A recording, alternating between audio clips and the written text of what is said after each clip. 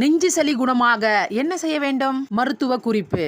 இந்த குளிர்காலத்தில் அனைவருக்கும் நெஞ்சில் சளி பிடிக்கும். இதனால் மூச்சு விடுவதற்கும் சிரமப்படுவார்கள். இந்த சுவாச பிரச்சனையில இருந்து வெளிவர நெஞ்சில் உள்ள சளியை குறைக்க வேண்டும். அதற்கு என்ன செய்யலாம்? அதற்கு சுத்தமான தேங்காய் எண்ணெயை எடுத்துக்கொள்ளுங்கள். சிறிதளவு பூக்கற்பூரம் என்று சொல்வார்கள், அதையும் எடுத்துக்கொள்ளுங்கள். முதலில் அடுப்பில் ஒரு சிறிதளவு குழிக்கரண்டி அல்லது சின்ன கிண்ணத்தை வையுங்கள்.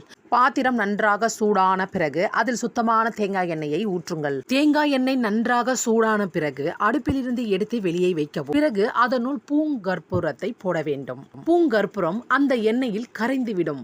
பிறகு எண்ணெய் வெதுவெதுப்பான சூடாக இருக்கும் பொழுதே கழுத்து மற்றும் நெஞ்சி பகுதி முழுக்க தேய்த்து விடுங்கள். மாலை 6 மணிக்கு மேல் தொடர்ந்து செய்து வாருங்கள். நெஞ்சில் பிடித்திருக்கும் சளி அனைத்தும் கரைந்துவிடும். காலையில் எழுந்தவுடன் சுவாச பிரச்சனை என்பதே இருக்காது. நெஞ்சில் உள்ள சளிகள் அனைத்தும் கரைந்துவிடும்.